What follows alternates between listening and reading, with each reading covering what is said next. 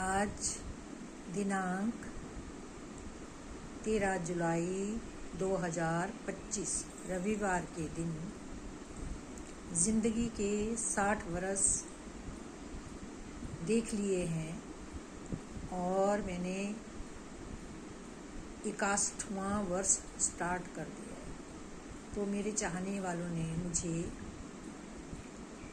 Happy birthday wishes भेजी हैं, शुभकामनाएं भेजी हैं। तो सर्वप्रथम तो मैं उन सभी का दिल की गहराइयों से धन्यवाद करती हूँ और अपने छोटे से विचार आपके सामने रखना चाहती हूँ। तो मेरा सादर नमस्कार स्वीकार करें। मैंने ज़िंदगी के 60 वर्ष पूरे कर लिए। ज़िंदगी के 60 वर्षों का कोई पता नहीं चला कि कब कैसे बीत गए। आज मेरी आँखों में चश्मा लग चुका है, दांत टूट चुका है। ये निशानियाँ होती हैं उम्र के पड़ाव की। ये तो सब जानते हैं और मैं भी जानती हूँ कि ये ज़िंदगी का सत्य है। जैसे जैसे उम्र बीतती है तो बाल भी सफ़ेद हो जाते हैं, ये देखो, और झड़ भी जाते हैं, गंजापन भी आ जाता है। तो मुझे भी बालों का गंजापन आ रहा है, कम हो गए हैं बाल सिर के, और आँखों का चश्मा ऐसा हो गया है कि इसके बिना तो अब कोई काम हो ही नहीं सकता।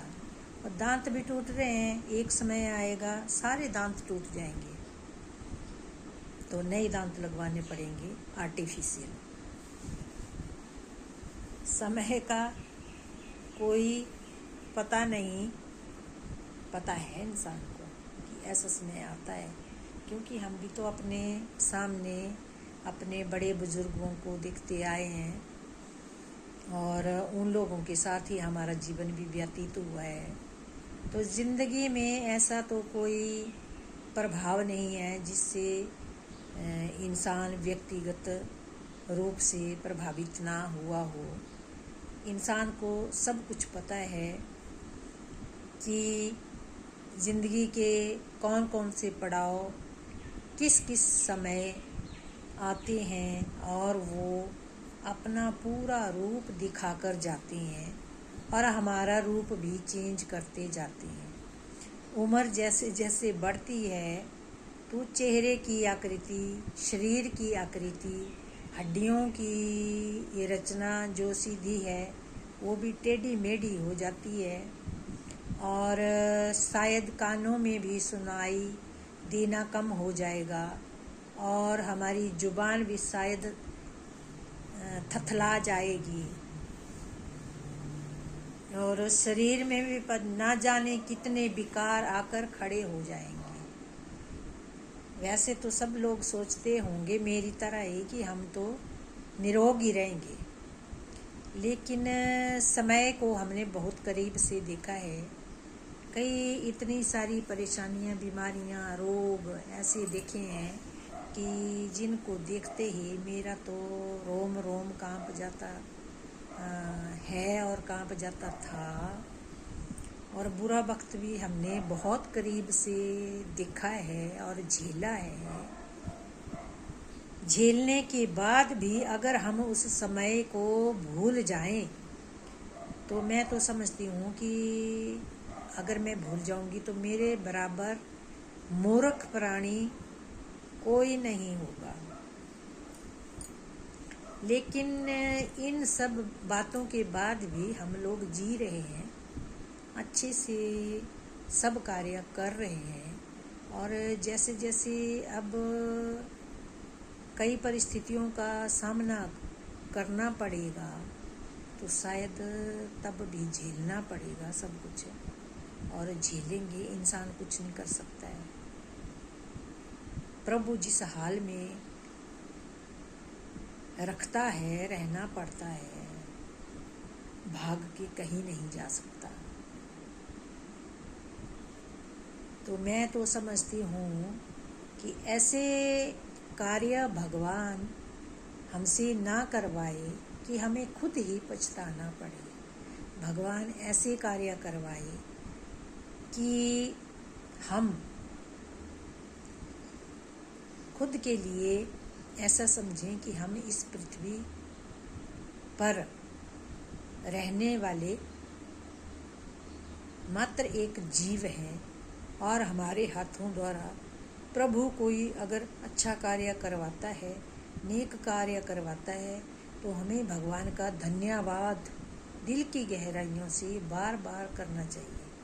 भगवान ऐसे कार्य मेरे से करवाए और मेरे दिमाग में कभी भी ये बात ना आए कि मैंने ये कार्य किया। हमेशा ऐसा ही रहे, भगवान आपने ही ये कार्य करवाया है और मैं आपकी ऋणी रहूँगी।